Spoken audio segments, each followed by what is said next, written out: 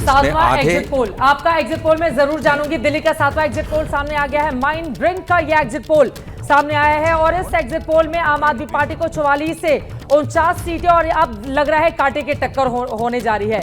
BJP को 21 से 25 seat मिलने का अनुमान, कांग्रेस को 0 से 1 सीट मिलने का अनुमान जताया जा रहा है। माइंड ड्रिंक का यह सर्वे बता रहा है। दिल्ली का सातवां एग्जिट पोल सामने आ गया है। 7 में से 2 एग्जिट पोल आम आदमी पार्टी की सरकार बना रहे हैं। 5 exit poll Bharatiya Janata party की सरकार बना रहे हैं। हमारे साथ जो गेस्ट मौजूद हैं, आशीष सिंह मेरे सहयोगी, वो बीजेपी की सरकार बनवा रहे हैं। आदेश रावल आम आदमी पार्टी की सरकार बना रहे हैं। और अब दिबांग, आपकी बारी।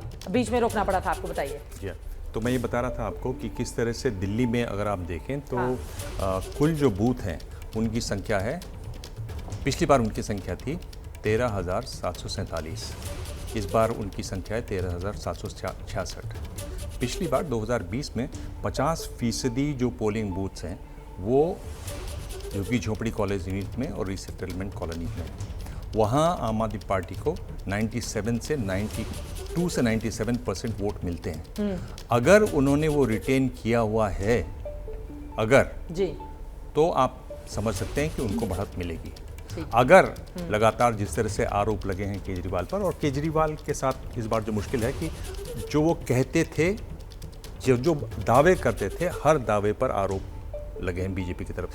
चुनाव में सबसे इंटरेस्टिंग बात क्या होता है कि दोनों पक्षों के लिए अपनी बातें कहने का मौका है कि नहीं, दोनों पक्षों के लिए अपनी बातों को विश्वसनीय तरीके से जनता को बताने का मौका है या नहीं है। और मुझे लगता है कि इस बार बीजेपी के पास वो मौका था कि वो अपनी बात को विश्वसनीय तरीके से लोगों तक पहुंचा सके।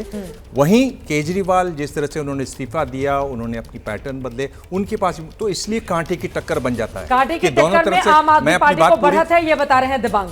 कांटे की टक्कर में आम आदमी पार्टी को बढ़त है। नहीं, मैं ये कह रहा, देखिए ट्विस्ट मत कीजिए, आप तो मत कीजिए, कम से कम आप तो मुझे बहुत भरोसा है।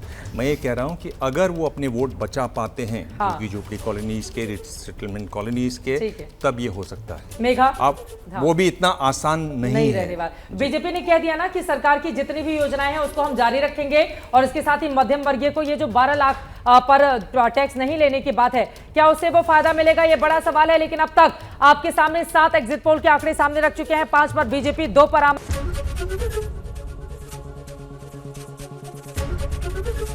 एबीपी गंगा, खबर आपकी, जुबान आपकी।